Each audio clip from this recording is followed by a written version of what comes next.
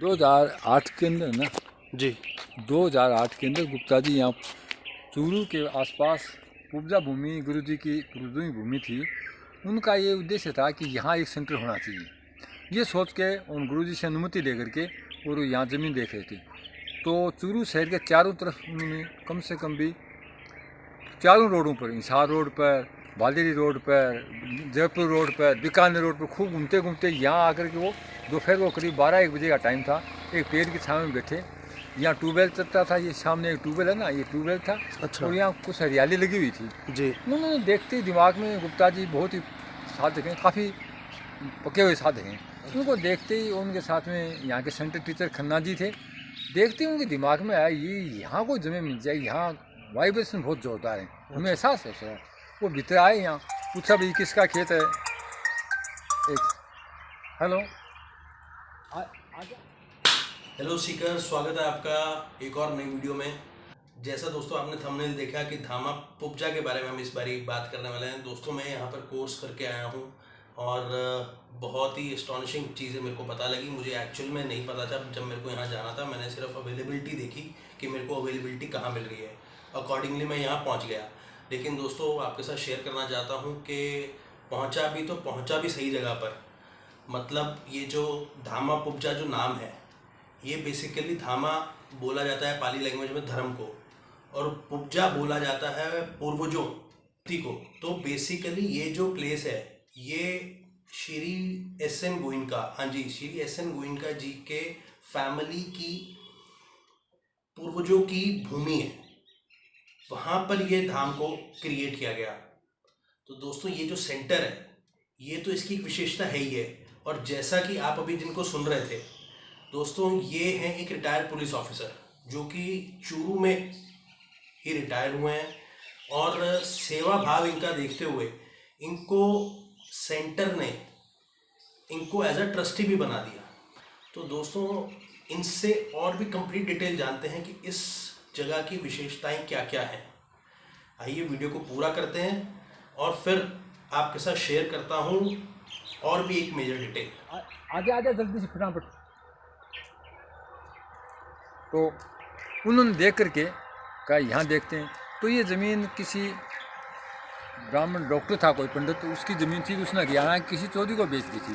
अच्छा। उन्होंने उनका संपर्क किया और यहाँ आए, और यहाँ करके उनको दिमाग में बैठ गया ये ज़मीन तो हमें लेनी ही है, किसी भी सूरत में ये अच्छा। ज़मीन तो लेनी है। अच्छा। और उन्होंने उनसे बात की और ये सौदा तय हो गया। अच्छा। और गुप्ता जी, ये मेरे पीछे सामने दिखाई दे रहा है आपको जी। इस छोटे से अंदर यहाँ बिल थे, खेती रहती थी, तो कोई सांप निकलता कोई, और गुप्ता जी पूरी रात यहाँ रहते थे अकेले।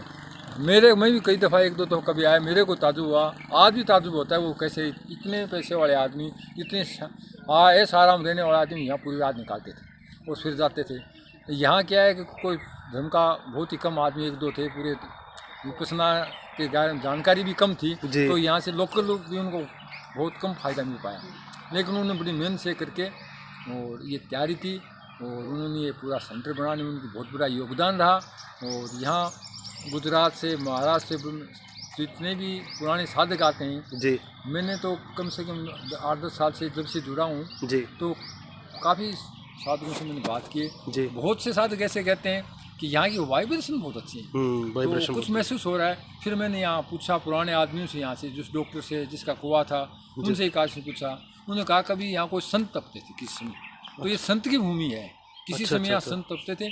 फिर उस डॉक्टर साहब ने इसको लिया और उनसे ये करते करते, और ये फिर गुरु जी की कृपा हुई कि उन्होंने यस कहा, यस कहते ये यहाँ सेंटर बन गया।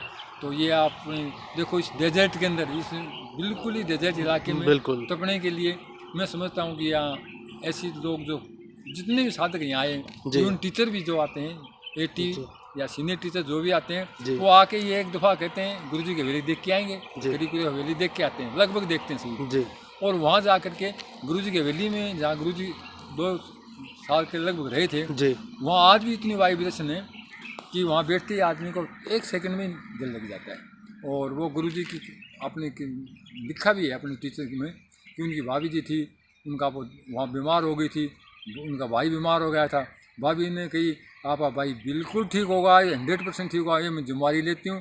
और उन्होंने वही हुआ। हालांकि वो खुद एक्सपायर हो गई, लेकिन भाई ठीक हो गया। यानी वो तब गुरुजी ने कहीं लिखा है कि क्या तो औरंगजेब के टाइम में सुना, मुगलों के टाइम में दिखा था कि उसके वो कहानी उन्होंने यहाँ हुई। तो कुछ वो साधक और टीचरों को पता लगता है, वहाँ ध्यान भी करते हैं कि अच्छा। तो अभी वो वहाँ। तो अपना परिचय भी दे दीजिए।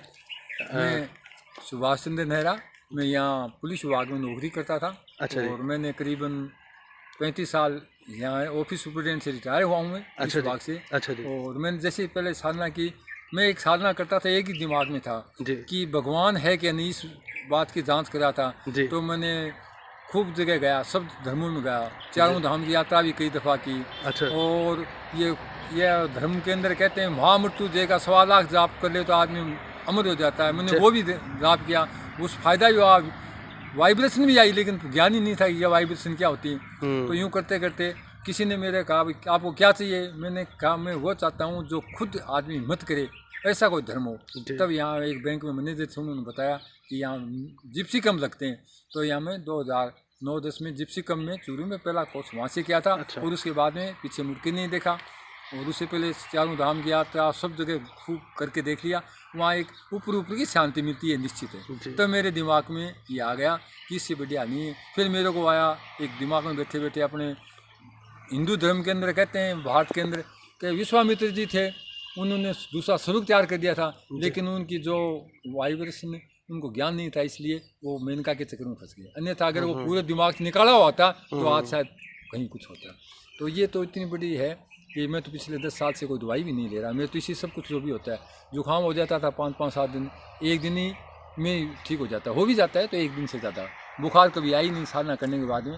तो मेरे तो व्यक्तिगत तो ये है अनुभव है, बाकी दूसरी में नहीं कह सकता। तो अब आप यहाँ पर कौन सी सेवा दे रहे हैं? मैं वैसे ट्रस्टी हूँ यहाँ। अच्छा, आप तो ट्रस्टी। यहाँ ट्रस्टी हूँ तो देखता हूँ, संभालता हूँ। अच्छा। यहाँ सेंटर टीचर अपने हैं, वो जयपुर आते जाते हाँ रहते, हमेशा रह नहीं पाते जी। और कोई सतपाल जी शर्मा जी हैं, और वो भी कभी कभी आते हैं, संभालते हैं, लेकिन 24 घंटा वो भी नहीं रह पाते, उनको कोर्स लेने के लिए जाना पड़ता है। हाँ जी। तो यहाँ मतलब लोकल होने के नीचे मैं सवेरे शाम आके देखता हूँ, जितनी हो सकती है सेवा करने की कोशिश करता हूँ। बहुत अच्छा लगा सर आपसे बात करके और जाना इस स्थान के बारे में। और वाकई मैंने भी ये महसूस किया कि यहाँ की वाइब्रेशंस बहुत ज़बरदस्त हैं। मतलब जब भी हम मेडिटेशन कर रहे होते थे तो अलग से एक फीलिंग आती है, इसमें कोई डाउट ही नहीं है। जबकि मैं तो अभी मेरा फर्स्ट टाइम था, बट जो भी सीनियर साथियों से मेरी बात हुई, सबने मेरे को यही शेयर किया कि यहाँ की वाइब्रेशन बहुत बढ़िया है। मतलब वो लोग ऐसे थे जो कोई कहीं जयपुर में करके आया है, कोई कहीं करके आया है, लेकिन उन्होंने बोला यहाँ की वाइब्रेशन बहुत बढ़िया है। तो दोस्तों आपको भी आना चाहिए, आप भी आइए इस स्थान पर, एक्सपीरियंस कीजिए।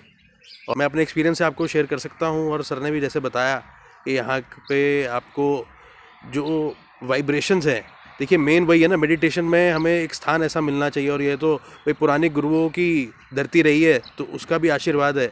और गुप्ता जी ने बड़ा ढूंढ के, जैसे बताया सर ने, बड़ा ढूंढ के इस भूमि को सिलेक्ट किया। दोस्तों अगर अब आपके मन में ये क्वेश्चन आ रहा है कि यार हमें सेंटर देखना भी है, तो दोस्तों ये वाली वीडियो जाके आप ज़रूर चेक कीजिए। इसके अंदर मैंने सेंटर को मैक्सिमम जितना कवर कर सकता था मैंने सारा कवर करने की कोशिश की है, और आपको कंप्लीट डिटेल मिल जाएगी इस वाली वीडियो पे। वैसे मेरे चैनल पर, आपको पता है या नहीं मैं शेयर कर रहा हूँ, वैसे मेरे चैनल पर विपाशना मेडिटेशन कोर्स से रिलेटेड A to Z सारी नॉलेज है। आपको किसी और चैनल पर जाने की ज़रूरत ही नहीं है, आपको कंप्लीट नॉलेज मिल जाएगी विपाशना मेडिटेशन कोर्स की। तो उसको भी आप जाके देख सकते हैं। ये सीकर्स अगर कोई वैल्यू एडिशन कर पा रहा हूँ आपके नॉलेज में, बड़ा सा लाइक दबा देना, जोर से दबाना, और चैनल को सब्सक्राइब कर लेना, ताकि आपको आने वाली फ्यूचर वीडियो मिलते रहे टाइमली। और कमेंट करके ज़रूर बताइएगा अगर कोई इस वीडियो के अंदर कमी लगी। मेरी आपसे रिक्वेस्ट है कि अपने फैमिली व्हाट्सएप ग्रुप्स के अंदर भी इस वाली वीडियो को शेयर कर देना, ताकि उनको भी नॉलेज हो सके कि इस जगह की क्या महानता है। राजस्थान के अंदर एक छोटा सा शहर, उस छोटे से शहर में इतना इम्पोर्टेंट सेंटर है, तो भाई सबको मालूम होना चाहिए। आइए दोस्तों चलते हैं और देखते हैं इस वाली वीडियो को। चलते हैं।